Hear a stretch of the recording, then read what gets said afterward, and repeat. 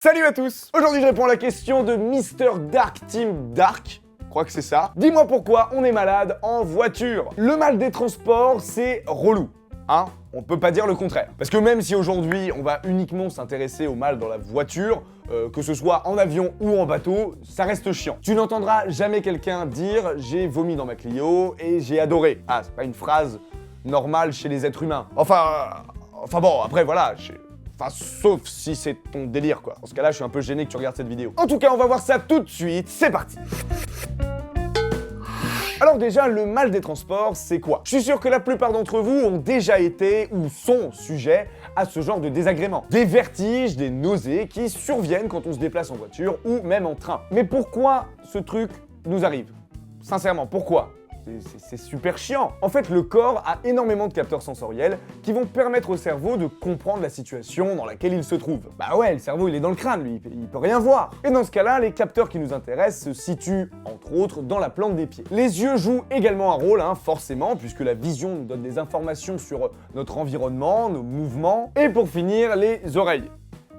Ça là. Elles contiennent des petits cristaux dans leur partie interne, baignés dans un fluide qui nous apporte l'équilibre et qui permettent de prévenir le cerveau si on se déplace. Normalement, et je dis bien normalement, la force de ces trois éléments se combine et tout va bien. Par exemple, quand tu marches, la plante des pieds foule le sol, on est d'accord. Du coup, l'information enregistrée est « je marche ». Les yeux, quant à eux, voient l'environnement évoluer, nos membres bouger, ils sont donc d'accord. Ah bah ouais frérot, là tu marches, c'est bon, je le vois. Et les cristaux situés dans la partie interne de l'oreille indiquent également qu'il y a mouvement. Tout le monde s'accorde et donc pas de gêne. Maintenant, quand on est en voiture, c'est différent. La plante des pieds ne reçoit aucun signal, puisque nos pieds sont posés sur la moquette de la voiture, il n'y a pas de mouvement, et du coup l'information enregistrée cette fois-ci est la suivante, je ne marche pas. Les yeux, quant à eux, voient en majeure partie l'habitacle de la voiture qui ne bouge pas, ainsi que nos membres qui sont eux aussi au repos. Du coup, il est d'accord avec la plante des pieds, en effet mon ami, tu ne marches pas. Par contre, pour ce qui est de l'oreille, c'est différent. Les cristaux se déplacent puisque la voiture est en mouvement, c'est-à-dire que même si on bouge pas,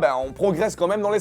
Du coup, l'oreille a du mal à comprendre ce qu'il se passe. Les autres capteurs, la plante des pieds et les yeux, indiquent l'arrêt, alors que elle enregistre un mouvement. Tu vois un peu l'incohérence? Tu comprends? Et c'est justement cette incohérence qui provoque le mal des transports. Bon après, rassurez-vous, ce malaise qui touche quand même un Français sur 10 n'est pas grave du tout. Alors pas du tout. Au pire, comme je te dis, tu vomis par la fenêtre, sur l'épaule de ton père, sur la moquette.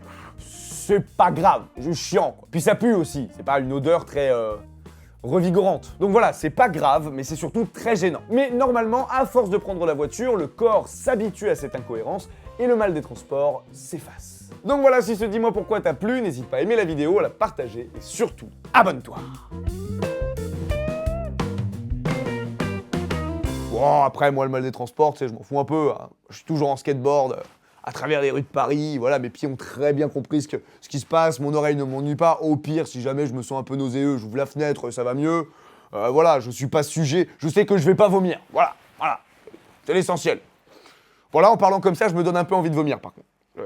D'ailleurs, je reviens.